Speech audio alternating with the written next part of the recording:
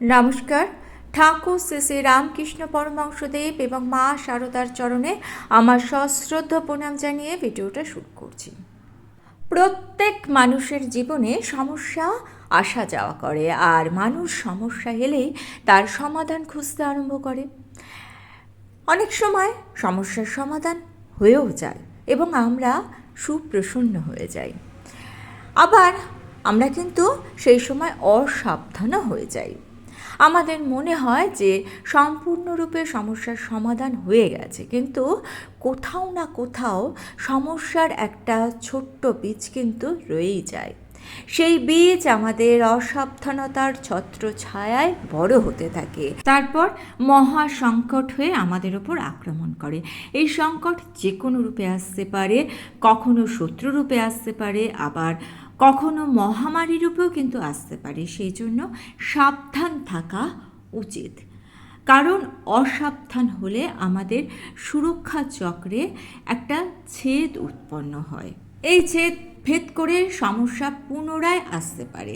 তাই যে কোনো সমস্যার সমাধান হয়ে গেলেও আপনি সাবধান থাকবেন। আপনি সমস্যার সমাধান হয়েছে বলে উৎসব পালন করুন, আনন্দ করুন, কিন্তু সাবধান থাকবেন, সতর্ক থাকবেন, আর আগের অভিজ্ঞতা থেকে আপনি শিক্ষা নেবেন। ধর্ম, কর্ম ও কর্তব্য, এই তিনটি কিন্তু একে অপরের সাথে জড়িত। আর এই তিনটি জিনিস পালন করার জন্য আমাদের অনেক সময় এমন ব্যক্তির মুখোমুখি হতে হয়, এমন ব্যক্তির বিরুদ্ধে যেতে হয় যাকে আমরা সব থেকে ভালোবাসি, যাকে আমরা সব থেকে বেশি সম্মান করি। তার মুখোমুখি দাঁড়ানো, তার বিরুদ্ধে কথা বলাটা হচ্ছে সব থেকে বেশি কঠিন কাজ, কিন্তু আমাদের ধর্মের পথে চলতেই হবে, কারণ আমরা এক্ষেত্রে কর্তব্যবদ্ধ। আপনাকে এইটাই মনে রাখতে হবে, যদি আপনার উদ্দেশ্য এবং ভাবনা শুভ হয়, আপনি যদি ধর্ম, কর্ম এবং কর্তব্যের পথে অগ্রসর হন, তাহলে আপনার আরাধ্যের সামনেও যদি আপনাকে দাঁড়াতে হয়, সেক্ষেত্রেও আপনার কোনো ক্ষতি হবে না। জীবনে একটা গুরুত্বপূর্ণ কথা মনে রাখা খুব জরুরি, সেটা হচ্ছে চারটে জিনিস মানুষের হাতে থাকে না। একটা হচ্ছে সময়। সময় আজ ভালো হলেও পরে ভালো নাও থাকতে পারে। দ্বিতীয় হলো ক্ষমতা। ক্ষমতা আজ হাতে থাকলে কাল নাও থাকতে পারে। তৃতীয় হচ্ছে শরীর, যা নশ্বর। যত বার্ধক্যের দিকে আমরা অগ্রসর হই, ততই শরীর দুর্বল হয়ে যায়, সৌন্দর্য আস্তে আস্তে নষ্ট হতে থাকে। চতুর্থ হচ্ছে সম্পত্তি। আজ আপনার আছে, কাল অন্য কারো হয়ে যাবে। তাই এই সব নশ্বর জীবনগুলির প্রতি আকর্ষিত হতে হতে আমরা সেগুলোই ভুলে যাই যেগুলো আমাদের সবসময় সঙ্গে থাকে। আমাদের সঙ্গে সবসময় যেগুলো থাকে সেগুলো হচ্ছে আমাদের স্বভাব, বুদ্ধি, সৎসঙ্গ আর সম্পর্ক। যেটা আমাদের করতে হবে সেটা হচ্ছে নিজেকে শান্ত রাখতে হবে, কর্মে বুদ্ধির পরিচয় দিতে হবে, সর্বদা ভালো মানুষদের সঙ্গে চলাফেরা করতে হবে, আর খাঁটি সম্পর্ক পালন করতে হবে। তাহলে কিন্তু আমরা জীবনে সবসময় সুখে থাকতে পারব। খুব গুরুত্বপূর্ণ একটা বিষয়, সেটা হচ্ছে সারাদিন কাজ করতে করতে আমরা সব থেকে গুরুত্বপূর্ণ একটা মানুষকে ভুলে যাই। সেটা কে বলুন তো? সেটা আর কেউ নয়, আমরা নিজেদেরকে ভুলে যাই। তাই প্রতিদিন কিছুটা সময় নিজের জন্য রাখুন, নিজের সাথে কথা বলুন, নিজের মনকে প্রশ্ন করুন। দেখবেন আপনার প্রশ্নের উত্তর আপনার মন ঠিক দিয়ে দিচ্ছে। আপনার মন যদি শুদ্ধ হয়, তাহলে আপনি আপনার প্রশ্নের সঠিক উত্তর কিন্তু আপনার মন থেকেই পাবেন। এবার আসি অন্য একটা বিষয়ে। এটাও জীবনের খুব গুরুত্বপূর্ণ একটা ডিসিশন, সেটা হচ্ছে প্রেম এবং ঘৃণা দুটোই মনের সাথে যুক্ত।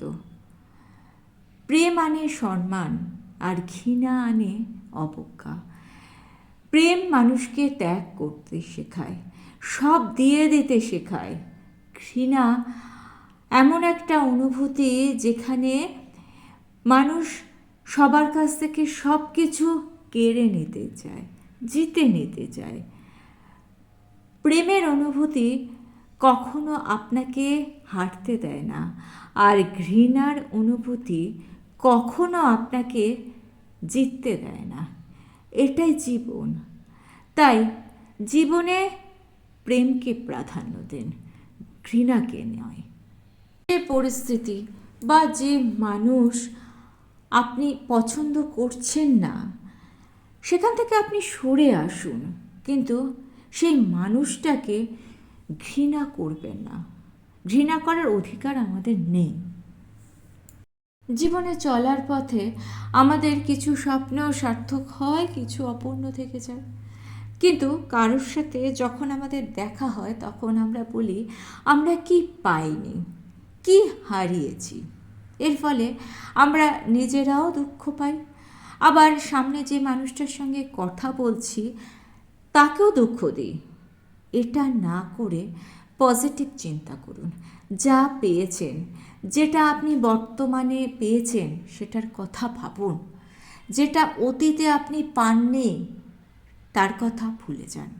বর্তমানে যে ঘটনা আপনাকে আনন্দ দিচ্ছে তাকে প্রাধান্য দিন। শ্রীকৃষ্ণ বলেছেন, আমি আমার কংস মামাকে স্মরণ করি না যিনি আমাকে দুঃখ দিয়েছেন। আমি স্মরণ করি আমার যশোদা মাকে, আমার বলরাম দাদাকে, আমার রাধাকে, যারা আমার জীবনকে ভরিয়ে দিয়েছে। আমাদের জীবনটাকেও এই রকমভাবে আমাদের নিয়ে যেতে হবে।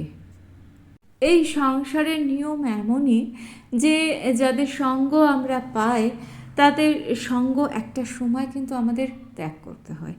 অর্থাৎ যে সামাজিক সম্পর্কগুলোর মধ্যে দিয়ে আমরা চলি, একটা সময়ে সেই সম্পর্কগুলো ভেঙে যায়। কোনো সম্পর্কই আমাদের সাথে থাকে না। সাথে থাকে কি বলুন তো?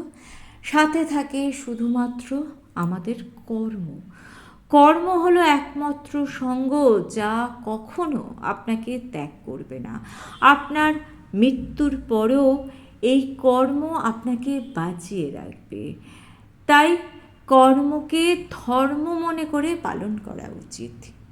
মহামূল্যবান রত্ন মুক্ত, এমন একটি রত্ন যা নিজেকে সবার কাছে আকর্ষণীয় করে তোলে। কিন্তু এই মুক্ত নিজেকে সুন্দর করার জন্য কিন্তু অনেক কষ্ট সাধন করে। কেননা মুক্ত থাকে ঝিনুকের মধ্যে, আর ঝিনুক কোথায় থাকে? সমুদ্রের তলদেশে। ঝিনুক থেকে মুক্ত বার হয়। সেই জন্য যখন ঝিনুক মুক্তের মধ্যে থাকে তখন তাকে জলের স্রোত, সমুদ্রের তাপ, সমুদ্রের স্রোত, সমুদ্রের চাপ তাকে সহ্য করতে হয়। তারপরে অনেক কষ্টে ঝিনুক থেকে সে বার হতে পারে। আর এত কষ্ট করার জন্যই কিন্তু মুক্ত এত সুন্দর হয়।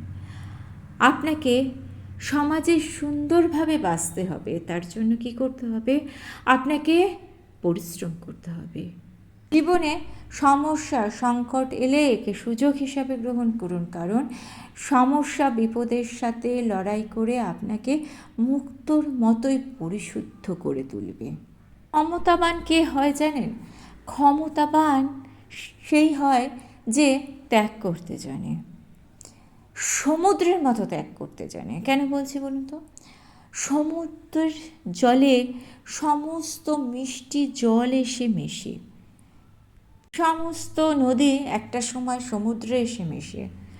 নদীর মধ্যে থাকা খনিজ পদার্থ সমুদ্র নিজের অন্তরে গ্রহণ করে, তাই কিন্তু সমুদ্রের জল নোনতা হয়। আবার দেখুন, এই নোনতা জলই বাষ্পে পরিণত হয়ে মেঘ হয়। মেঘ থেকে মিষ্টি জলের বৃষ্টি হয়ে আবার নদী নালায় এসে পড়ে। আবার আমরা সেই মিষ্টি জল পাই। আর এ হচ্ছে সমুদ্রের ত্যাগ। এর জন্য মানে এই সমুদ্রের ত্যাগের জন্য আপনি মিষ্টি জল পাচ্ছেন। সেই জন্যই বলা হয় সমুদ্র মহান। আর এই মহানতার জন্যই সমুদ্রের মধ্যেই কিন্তু রত্ন পাওয়া যায়। ক্ষমতা তারই হয় যে ত্যাগ করতে জানে। সমুদ্রের ক্ষমতা এমনি এমনি হয়নি, সে অনেক অনেক ত্যাগ করেছে, বিষকে নিজের অন্তরে জায়গা দিয়েছে, তার ফলেই কিন্তু সে ক্ষমতাবান হয়েছে। আমাদেরকেও সমুদ্রের মতো হতে হবে, সমুদ্রের মতো মহান হতে হবে শারীরিক এবং মানসিকভাবে, তবেই আমরা পবিত্র থাকতে পারব। কয়লা এমন একটা জিনিস যেটা গরম হলে হাত পুড়িয়ে দেয়, আবার ঠান্ডা হলেও হাতে কালি লেগিয়ে দেয়, অর্থাৎ যে কোনোভাবে আপনার ক্ষতি করে। খারাপ সঙ্গ ঠিক কয়লার মতো, এদের কাছাকাছি থাকলেই কোনো না কোনোভাবে আপনার ক্ষতি হবেই। তাই খারাপ সঙ্গ ত্যাগ করুন। জীবনে সফল হওয়ার জন্য 3টি কাজ করুন। প্রথমত নিজের লক্ষ্যে পৌঁছানোর ইচ্ছে, দ্বিতীয়ত একাগ্রতা, তৃতীয়ত সাহস অর্থাৎ সমস্যার সমাধান করার ক্ষমতা।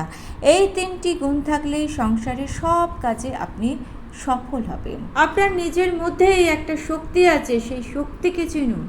আপনি যদি জীবনে বদল আনতে চান, সেক্ষেত্রে নিজের অন্তরের শক্তি দিয়ে জীবনকে পরিবর্তন করুন।